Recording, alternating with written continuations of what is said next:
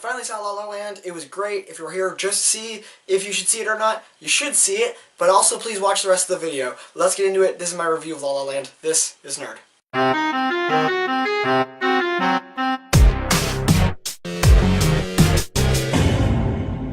This is a new channel. I'll explain at the end of the video. I really enjoyed this movie. I think that La La Land is a solid, fun time the whole way through, and it might be, I want to say it's one of the most fun times I've had seeing a movie in 2016, and I am probably going to say it's one of my favorite movies of this year a lot, and by that I clearly mean last year, so I'm sorry if I say this year in advance. I think that this movie was a lot of fun while still being really well made and just really great. I think that the music was great, the soundtrack is fantastic, the dance numbers are great, and they all sort of have an iconic part about them, so you remember them. There's no dance part that feels sort of thrown in there as like, well, it's a musical, so now they're singing and dancing. It feels like everything was memorable to me, so I did enjoy that, and I enjoyed that it wasn't just music sometimes, because it's a musical. It was musical when it made sense, and I really enjoyed that. And there's some parts of this where I forgot just kind of how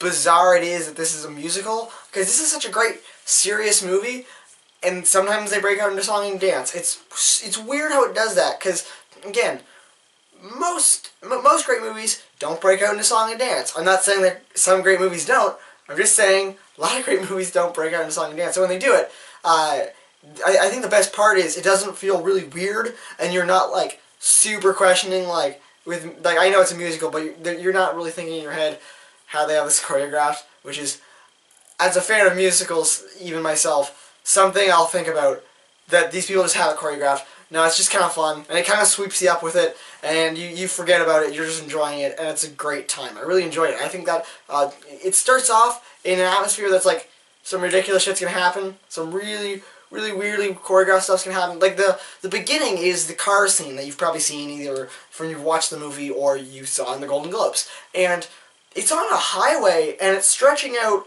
so far down the highway. Like that was one of the things that impressed me. There are people in like the back of that highway just still like choreographed, kind of doing the dance and shit and getting in the car at the end. Like, they're just following along with it, and I think that's like one of my favorite parts about this movie is that kind of stuff that you probably could have cut it off, like when they stopped getting really visible, and it would have been fine, and it would have just been on CinemaSins a few months later. No, they took the time to do this, and it really worked, and I really enjoyed it for that sense. I think that attention to detail was one of my favorite parts about La La Land. The other really good parts, I think this is just a really well-made movie. It's really well acted and directed. There's great writing. Like, the writing is very foreshadowy, and the songs and everything are fantastic. It's everything you want from a musical, where it's got romance, and the romance works. Like, it's great. I'm not going to get into spoilers here, but what I will say is that it's a fantastic love story, and I really enjoy it. And I love the end sequence. If you have not seen it, I don't want to spoil it, but I will say that the end sequence, if you've seen the movie, you know what I'm talking about, is beautiful and romantic, and it works with what the movie is, and it gives you like the ending you want while still giving you what's probably a better ending for what the movie is. It's interesting. I really like this movie, and it does a great job of telling the tales of these two people. One of them is like, they both have goals, and they're both kind of going down the path, and they're both getting thrown off, and they're going in very different paths, though, which I find enjoying. Ryan Gosling is a musician who just really loves jazz, and he wants to open a jazz club. And along the way, he joins a jazz band and kind of loses sight of his music, whereas Emma Stone is an actress, and she is just kind of getting turned down along the way, and it seems like things aren't just going her way. So instead of her getting off track, she's just not really succeeding. And I like that they change up how they are dealing with things. Like, it's not that they're both just not succeeding, or they're both losing their idea of what they are and what their dreams are. No, they're each going down their own path, and that's really fun to see, and it really adds to like the whole theme and the whole meaning of the movie, and I really enjoyed that. The directing is fantastic. Again, for a musical, something like this, with so many great shots, like, the poster is just a shot from the movie, and I love it. And when you see that moment in the movie, that scene, like, where they're kind of doing, like, the dance thing, it's great. I really enjoy it. You see that, and it's like, that's iconic.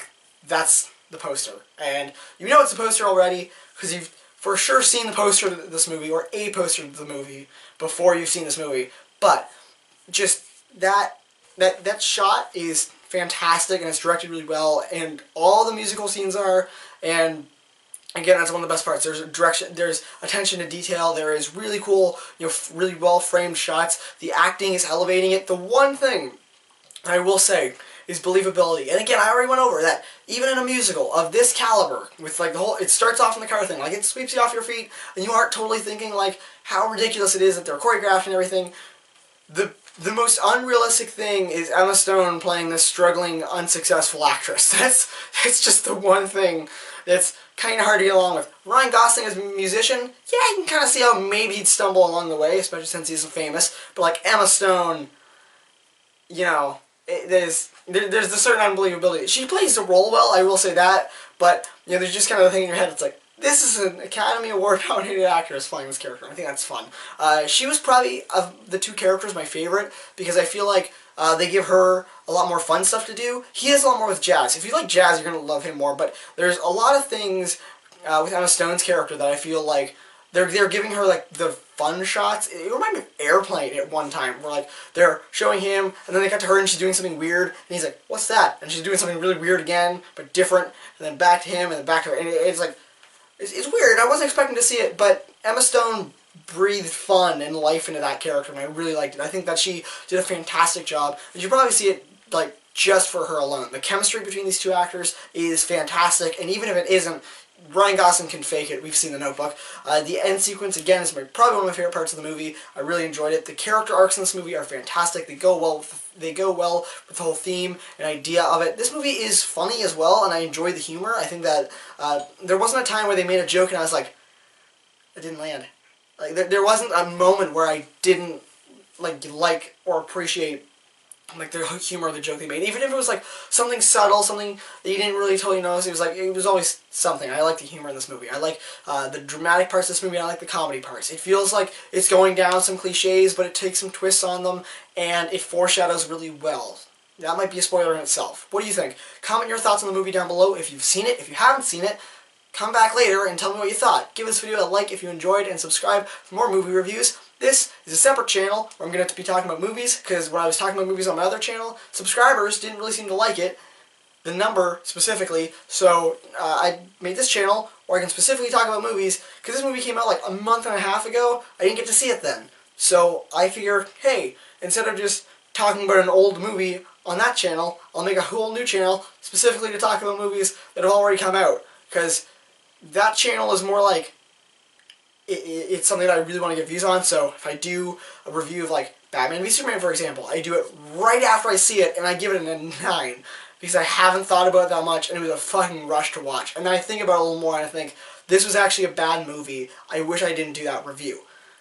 So this channel is going to be me taking a few days to think about that, and giving like really well-informed movie reviews. So I am excited for that. I don't think Batman v Superman is still a 9. If I did, I wouldn't recommend you subscribe to this channel. Moving on. I hope you enjoyed this video, and I'll see you all next time.